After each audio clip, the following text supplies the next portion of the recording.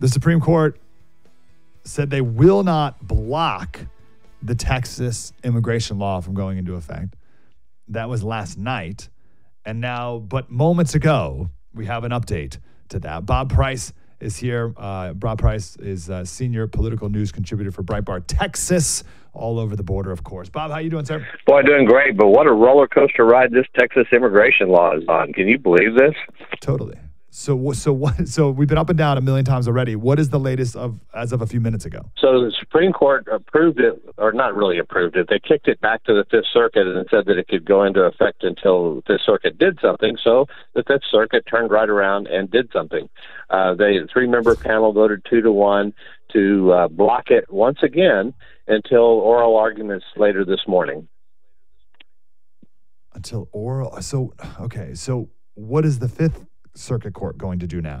Well, and are they the final say, or does that then go to the Supreme Court for an official? Yeah, once again, it'll be up again, down again. So if the Supreme Court stands with Texas like they did before, then the Biden administration will appeal it right back to the Supreme Court. Basically, what the Supreme Court said yesterday was that it was too early for them to even look at this yet. They have to wait for the Supreme Court or for the Fifth Circuit to actually make a decision on the merits of the issue, and then it can come back to them and look.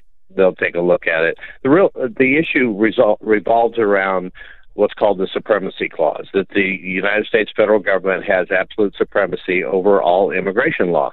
Texas is challenging that because the Biden administration is refusing to enforce immigration law. And so that's where the constitutional battle is here, is to, if the federal government is not going to do its job, what rights do the states have to protect themselves? Very interesting. What is the section of the Constitution that Texas is hinging on? I forget what the line is. What's the word? It's like if we're under attack. Right. If there's an invasion, the Constitution I think it's Article. Don't give me quoting constitutional law. I'll find it. But there's a provision in the Constitution that allows governors to repel an invasion, and this would be part of that action. The state of Texas has declared that we are being invaded. The federal government won't respond to that invasion, and therefore Texas is asserting its right under the Constitution to repel the invasion. Yeah, so the question is invasion. So it says, it's Article 1, Section 10, Clause 3. Okay. No state shall, and then there's a bunch of things we can't do, or engage in war, et cetera, unless actually invaded or in such imminent danger as will not admit of delay. So that's interesting. So we could talk about invasion. Like, is this country, is Texas being invaded? Gosh, that's interesting. What is the history of that word, and what did our founders mean? What were they thinking of when they thought of invasion? Because I think of military boots, gun. That's not what's happening here. There's not like a battalion from right. It's not an armed invasion, but it's still an invasion, and there's great damage being done to the state of Texas in the form of economic damage and national security, state security issues. We just had a Hezbollah terrorist, a self-proclaimed Hezbollah terrorist, arrested in Texas after illegally crossing this border that the Biden administration refuses to enforce. So how many Hezbollah terrorists need to come across before we call it an invasion versus a lone wolf? But even this final clause, or in such imminent danger as will not admit of delay. So I guess we can also do an analysis of the word danger. Absolutely. We're certainly in danger of damages, economic damages, and healthcare damages and things like that. But then there's also the danger that's posed by all of these gotaways coming into the United States that we don't know who these people are. The terrorists that we have apprehended, more than nearly 400 people during the Biden administration who are on the terrorist watch list who have been apprehended. How many have not been apprehended? Okay, so just to put a bow on this one, this goes down to the Fifth. The Fifth Circuit Court of Appeals, you think, will rule in favor of Texas. and then it will go back to the Supreme Court. Either way, it goes back to the Supreme Court because it's not. That's right. It's not. The Fifth Circuit stood with Texas before by staying the lower court's ruling and allowing it to go up to the Supreme Court for analysis, which they rejected eventually. But if the Fifth Circuit does stand with the supremacy clause, then the Abbott and Ken Paxton are going to appeal that back to the Supreme Court for a final ruling before what should be a conservative Supreme Court, and hopefully they're seeing what's happening across this country. The damage that's being done to this country by the Biden administration, not just in Texas and Arizona and California, but in these very liberal states as well, where they're screaming for relief. So let's do something. Let's move the ball forward. Yeah, if I remember correctly, Bob, you are, it's not that you're not a fan of Texas's SB4, but you feel like it won't be that effective. Is that right? So give us a run through of what this law in question even is. So what the law does is it allows the state law enforcement officers to arrest migrants for the crime of illegally crossing the border between ports of entry. In other words, not going through a checkpoint where they're screened, et cetera, coming through. So that would give them the ability on these ranches where they're 80, 90, 100 miles inland, and they've got these people that are trying to avoid apprehension, they can arrest them on the charge of illegal entry.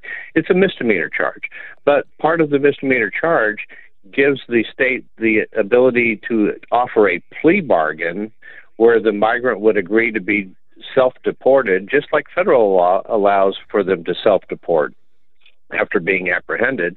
The law very closely mirrors the federal law on this issue, which is why I think it has a chance of possibly being affirmed eventually. And so if they self-deport and come back, now it's a felony, and now they can get prison time, serious prison time. And if it happens in where Texas has an emergency declaration in place, which is all along the border, it actually escalates to one step higher. Either the misdemeanor goes up one step or the felony goes up one step in terms of punishment range. So it gives the state a lot of power to deliver a hammer that there is consequence to illegally crossing the border in Texas. In addition, one of the good things in the law, and I wish this was a separate piece of the law, it allows for a minimum 10-year sentence for someone that is running a stash house operation. These are very cruel, inhumane operations that are taking place not just in the border region, but we've had major stash house busts in Houston and San Antonio and across Texas where they're holding 50 to 100 people in a tiny little house, beating them, making them call their families to get more money to get released, and these types of very inhumane actions.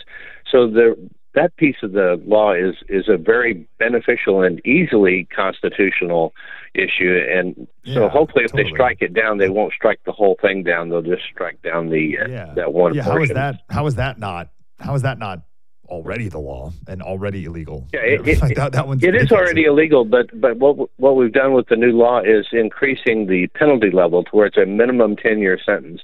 I talked to some prosecutors yesterday who really are interested in that piece of the law. They're still not quite sure how the immigration enforcement part of it would work, but they're very excited about the stash house because it gives the prosecutors a really heavy tool to get these cases resolved. Yeah, that one's a no-brainer. Okay, where in this law is the infringement on the federal government's supremacy that the left is upset about? Well, basically, what the Biden administration, the ACLU are saying is that it's the federal government's sole right to determine what immigration law is and how to enforce it. They're refusing to enforce it, unfortunately. The state of Texas is saying, okay, we're going to mirror the federal law and just basically give you more boots on the ground to enforce the law that's supposed to be enforced. And so if you cross between ports of entry, which is a federal crime and would now also be a state crime, then we're going to arrest you and we're going to charge you. And if you want to self-deport, we'll let you go back to Mexico across the border. If you don't, we're going to put you in jail in Texas. Yeah, so that's amazing. Then the way they crafted that is so brilliant. I don't see what's what's infringing on the federal government's, what's stepping on their toes. There's no stepping on toes here. Yeah, because we're not doing anything different than the federal law. We're not saying, we're going to determine even people that cross the border through the ports of entry, that we're going to determine if they really entered legally or not. We're not challenging those who have been processed and determined to have a valid asylum claim. We're just that's right. We're just doing the ones that we're capturing as they cross the border illegally. Yes, that's right. Yeah, it's not like Texas is coming up with a different standard on what makes someone legal or illegal. Correct. They're following the standards that exist, and it's a self-deportation too, right? So what's the ultimatum? It's you deport yourself now, or else how long do you stay in jail? Well, they could get, if it's a Class A misdemeanor, they could get up to, I think it's 180 days in jail. Okay, so that's a pretty good ultimatum. A year. They could get up to a year in jail, sorry. Okay, so you probably leave, which is a self-deportation, so there's not even like a Texas deportation thug force or something, right? It's like, just you need to leave right now. Yeah, that's amazing. And Texas is not going to take somebody against their will and take them to the bridge and say, march back across the border. They have to agree to this, just like the migrants that are agreeing to do the bus program and take the bus ride from Texas up to New York and these other sanctuary cities. Those are all voluntary actions. And once somebody volunteers to waive their rights to an immigration appeal or that kind of thing, that's an agreement that they made. And so they give up their right to appeal.